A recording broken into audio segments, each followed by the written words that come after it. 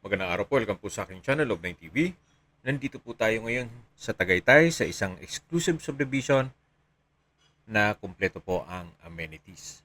Ito pong bagong video presentation natin ay isang bahay bakasyunan o rest house na may lot area na 325 square meters. Ito po ay corner lot, titulado, buhay po ang may-ari kaya wala po kayong maging problema sa documentation o sa transfer ng title.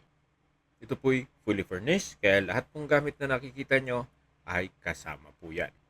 Maganda rin po ito para sa inyong retirement gawa ng meron pong kwarto dito sa baba.